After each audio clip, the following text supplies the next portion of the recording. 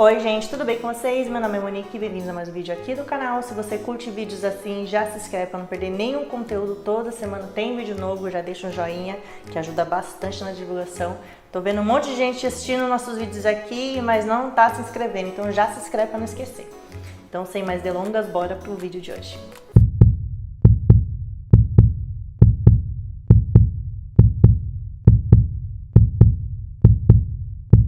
Que o mundo é cheio de lugares esquisitos, todo mundo já sabe, mas eu separei alguns aqui muito interessantes para apresentar para vocês, que podem sim ser visitados se vocês tiverem essa curiosidade ou, dependendo da situação, coragem. Então aqui vai alguns lugares mais estranhos do mundo para vocês conhecerem.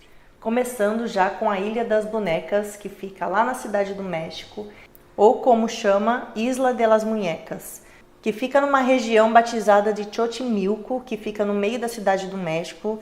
São vários e vários canais, cerca de 190 quilômetros, é praticamente uma Veneza mexicana. Lá também tem suas gôndolas, mas que lá são chamadas de traineiras, que são tem muito mais cor, tem música, tem comida.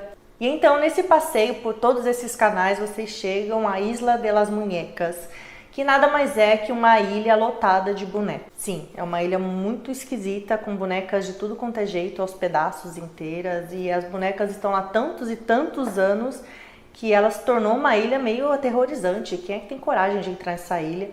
Várias bonecas estranhas, decompostas já, né, com o tempo e tudo mais. Diz a lenda que Dom Julián Santana Barrera era um homem solitário, ele vivia nessa ilha.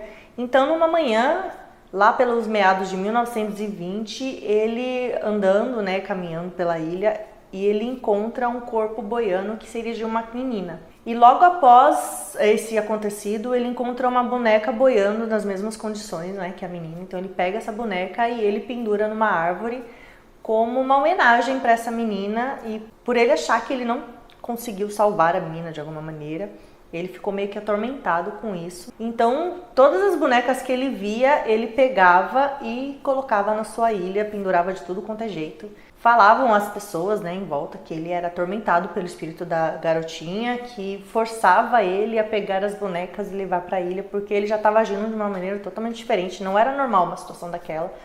E chegou o momento que ele trocava alimentos por bonecas, e ele fazia troca, né? E ele não colocava apenas bonecas inteiras, ele trocava por qualquer coisa referente a bonecas. Podia ser bonecas partidas ao meio, pedaço de boneca, só a cabeça, enfim. E aí virou essa ilha bizarra que todo mundo estranha, né? E que você pode passear e olhar ela para ver como que ela está hoje. No fim das contas, parece que já tem mais de 1.500 bonecas penduradas na ilha. Então é uma coisa bem esquisita de se ver. Você teria coragem de dormir lá naquela ilha? Eu não teria, não. Eu acho que ali só tá faltando a Annabelle e o Chuck para ficar completa, né? O próximo da lista chama Chateau Miranda, que fica lá na província de Namur, na Bélgica, que é um castelo construído por ingleses para o conde e a condessa Lindekerk de Beaufort. Eles ficaram lá até a Segunda Guerra Mundial, até serem expulsos pelos nazistas. Depois, em 1950, o castelo foi renomeado para Castle Knowise, que agora ia funcionar como um orfanato e acampamento de férias para crianças doentes dos funcionários da ferrovia respirarem ar puro, comerem alimentos saudáveis e se exercitarem. E algumas crianças ainda comentaram de que eles tinham um tratamento horrível lá, muito ruim mesmo, enquanto os funcionários tinham um tratamento de luxo. Em 1991, o castelo deixou de ser usado como acampamento e como orfanato, porque os custos eram muito grandes para manutenção, então eles não conseguiram mais arcar com isso e acabou fechando o castelo.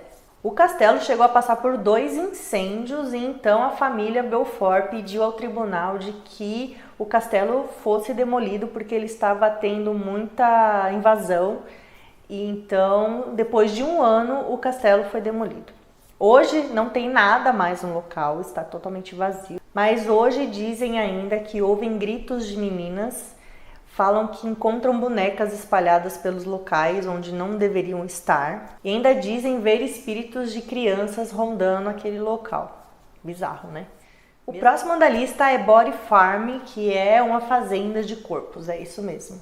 Na verdade, é uma instalação de pesquisa onde a decomposição pode ser estudada em uma variedade de configurações. A instalação inicial foi concebida pelo antropólogo William M. Bass em 1987 na Universidade de Tennessee. Lá ele estava interessado em estudar a decomposição de um cadáver humano desde o momento da morte até o momento da sua decomposição. O objetivo era obter uma melhor compreensão do processo de decomposição, permitindo o desenvolvimento de técnicas para extrair informação como momentos e a circunstância da morte de restos humanos. Existem 7 dessas instalações só nos Estados Unidos e lá há vários treinamentos dos policiais para a cena forense, né? Então se tornou um local que existem centenas e centenas de corpos e esses corpos são doados para eles fazerem justamente essas pesquisas. Não se sabe ao certo quantas pessoas estão enterradas lá, mas é um local permitido pelo governo de existir, mas é esquisito do mesmo jeito, né? Agora, nosso próximo lugar estranho no mundo chama Centralia, que fica lá na Pensilvânia. O que acontece é que antigamente eles, de vez aterrar o lixo ou fazer o destino correto desse lixo, eles queimavam. Então, tinha um local específico e eles queimavam todo o lixo da cidade aí. Até um certo momento que em 1962 eles decidiram mudar esse local do aterro de lixo para um outro local e esse local ficava em cima de uma mina de carvão. Então eles colocaram todo o lixo lá e depois de algum tempo, todos os habitantes da cidade, que eram poucos, eram 1.500 pessoas apenas na época, começaram a reclamar do forte cheiro do lixo que estava circulando na cidade. Então a administração da cidade decidiu que teria que queimar aquele lixo que nem estavam fazendo anteriormente para tentar amenizar esse cheiro na cidade e aí foi o que eles fizeram. Eles botaram fogo no lixo. E eles perceberam que não estavam apagando mais esse fogo, então eles não conseguiram. Chamados bombeiros, eles conseguiram apagar o fogo, só que, estranhamente, depois de alguns dias, o fogo começou a pegar de novo sozinho.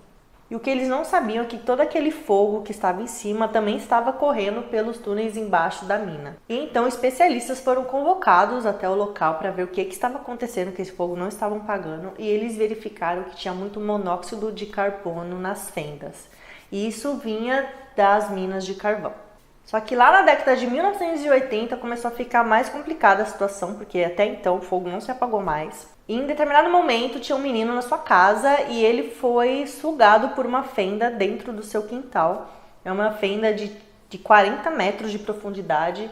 E ele só não morreu porque na hora passou um amigo dele e conseguiu puxar ele de volta. E ele disse que estava muito quente essa fenda, né, que ele foi sugado, e fora que ele poderia ter morrido se demorasse muito tempo pelos gases tóxicos que estavam saindo de lá. E após isso, eles ficaram com medo de que poderia realmente abrir uma fenda em qualquer lugar e qualquer pessoa poderia vir a morrer. Então, o Congresso norte-americano reservou um valor de 42 milhões de dólares de indenização para que as pessoas conseguissem sair da cidade e ir para outro local. Mas teve pessoas que não quiseram sair e ao todo, na verdade, ficaram só 7 pessoas morando na cidade. E eles fizeram um acordo com o governo que eles poderiam ficar na cidade até o último dia de sua vida. Porém, depois que eles falecessem, né, não tivesse mais ninguém no imóvel, esse imóvel ia pertencer ao Estado. O incidente aconteceu há mais de 50 anos, mas os pesquisadores dizem que o fogo ainda pode percorrer aí por mais 200 anos. E lá se tornou um local turístico, claro, né? Porque todo mundo gosta de ver coisas diferentes. Então tá lá para todo mundo, né, tirar foto, enfim. Tem ruas extremamente vazias, que não tem nada, só tem a fenda cheia de desenhos do pessoal que vai lá visitar. Então tá aí para quem quer conhecer uma coisa diferente e estiver perto, vai visitar. O próximo lugar estranho fica lá na Lituânia e chama Colina das Cruzes. Isso porque tem mais de 100 mil cruzes fincadas no chão. Isso até 2006, agora deve ter muito mais. Então tem cruzes de todo quanto é tamanho. Tem crucifixo, tem rosário, tem santos, enfim, tem um monte de coisa. Segundo a história diz, isso aconteceu depois de uma manifestação de luto e pesar dos familiares lituanos que foram enviados para a Sibéria pelos russos. E os que eram enviados para a Sibéria logo eram dados como mortos pelos familiares, que então colocavam cruzes em sua memória. A primeira cruz teria sido colocada pelo filho do dono do terreno, onde se começou essa prática. Nesse terreno que foi colocado a cruz era onde esse senhor trabalhava e o filho considerou o ideal para perpetuar a memória do pai. E a partir desse movimento, desse filho, várias outras pessoas que também tinham situações semelhantes a dele, iam lá colocar as cruzes para fazer uma homenagem às pessoas que haviam partido. Mas na parte da manhã, os russos iam até lá e tiravam todas as cruzes e à noite eles iam lá e colocavam tudo de novo. E isso aconteceu por muito tempo. E hoje virou uma atração turística, mas que também virou um local de peregrinação para os católicos praticantes. Então, para quem é ou quer conhecer, seria aí uma boa oportunidade. Eu, sinceramente, acho meio estranho, mas tem quem goste. E quem aqui não conhece a história de Chernobyl, aquela usina nuclear que explodiu, que foi o maior acidente nuclear da história. E essa cidade ficava a poucos quilômetros de Chernobyl, chamava Pripyat. O acidente ocorreu em 26 de abril de 1986 e a cidade foi evacuada dia 27 de abril de 1986. Foi muito rápido, precisava ser rápido. A cidade está abandonada, a gente vê que a vegetação tomou conta. Então, ainda, na verdade, há pessoas morando lá, um número muito restrito. E essas pessoas têm autorização para continuar morando lá em suas casas, porque elas não quiseram abandonar, com o risco de sofrer todas as doenças que a radiação pode trazer. E isso pode ser por gerações, e não apenas para eles. Lá, então, tem esses poucos moradores, tem pesquisadores e tem pessoas que podem visitar, porém, somente com licença permitida. Se você entra na cidade simplesmente porque quer conhecer, você pode ir preso. Ainda há muita radiação na cidade, então você tem que tomar os devidos cuidados para poder visitar essa cidade. Lá está devastado, então no dia 27 que eles tinham que largar tudo para trás, eles não podiam pegar nada, porque tudo já estava contaminado pela radiação. Então a cidade está do jeito que as pessoas deixaram. As casas estão do mesmo jeito, tem fotos, tem roupas, tem brinquedos, as escolas do mesmo jeito que ficou, as carteiras e tudo mais, está do mesmo jeito. Eu fiquei imaginando aquela cidade à noite, deve ser muito estranho. Na verdade, lá morreram mais de 4.000 pessoas e ainda há muitas pessoas que sofreram com a radiação e essa radiação pode passar de geração em geração. Estima-se que na época mais de 16.000 pessoas morreram em decorrência da radiação por toda a Europa. Afinal, o vento levava toda essa radiação para todos os lugares perto de Chernobyl. Pesquisadores dizem que a cidade não pode ser habitada pelos próximos 24.000 anos devido à radiação estar muito alta ainda, então até a radiação sumir definitivamente vai muitos anos aí, então para entrar lá só com permissão. Enquanto isso, enquanto não há presença humana, a fauna e a flora começam a desenvolver e estão indo muito bem, apesar deles já terem visto algumas coisas diferentes devido à radiação, animais diferentes, flores diferentes, mas eles estão indo bem porque não tem a presença humana, né? Então a radiação é até melhor que os humanos para os animais. E para finalizar, vamos falar da ponte que é chamada onde os cachorros se suicidam ou Ponte da Morte. Muito estranho, né? Ela chama Overtalbright, que ela fica lá na Escócia e foi concluída em 1895. Lá em meados de 2000 até 2010, mais ou menos, foram relatados vários acontecimentos estranhos. Isso porque as pessoas iam passear com seus cachorros sem a guia, né? Às vezes passeia assim, sem nada, né? Porque o bichinho não vai correr, enfim. Era o que eles achavam. Estranhamente, quando eles chegavam nessa ponte, o cachorro, por vários relatos parecidos, diziam que ele parava, ele começava a olhar para cima e simplesmente corria em direção ao beiral da ponte e se jogava. Ninguém sabe por quê, e isso aconteceu com mais de 600 cachorros e 50 deles até o momento vieram a falecer. Imagina o desespero. Dizem que tem uma lenda sobrenatural por trás disso.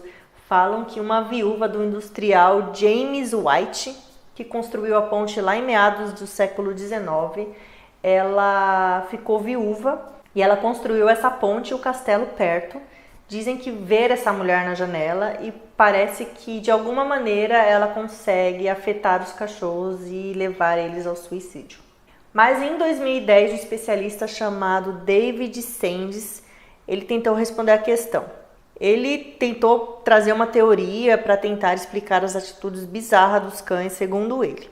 Ele diz que o cheiro dos mamíferos abaixo contribui para o comportamento esquisito dos animais. E além disso, a falta de visão do declive por parte do cachorro pode torná-lo mais ousado e aí ele se joga da ponte. Não faz muito sentido também. Na verdade, nenhuma das duas teorias faz sentido. O que não faz menos sentido ainda é porque o cachorro faz isso. E é só os cachorros. E as pessoas falam que essa teoria desse especialista não faz muito sentido porque existem várias pontes ao redor daquele local e só acontece naquela ponte onde os cachorros tentam pular. E até agora ninguém sabe explicar exatamente o porquê. No local tem até uma placa que diz que os animais devem permanecer na coleira porque é um perigo iminente lá, né? Então quem não conhece, vê a placa, eu acho que pelo menos já consegue salvar o seu bichinho. Ou melhor ainda, se você tem o seu cachorrinho, não vá naquela ponte. Fique em outra ponte, pelo amor de Deus. Bom, gente, esses foram os lugares estranhos. Não foram todos os lugares estranhos, né? Foram só alguns, porque o mundo é imenso, então tem coisa estranha pra caramba, né? Mas aqui estão alguns deles, eu espero que vocês tenham gostado. Você já conhecia alguns? Se conhecia, já escreve aqui. Se gostou dessa informação, comenta também. E é isso aí, eu espero que vocês tenham gostado do vídeo. Semana que vem tem mais. Se inscreve pra não perder nenhum conteúdo. Já deixa um joinha que ajuda bastante na divulgação e a gente se vê semana que vem. Beijo e tchau, tchau.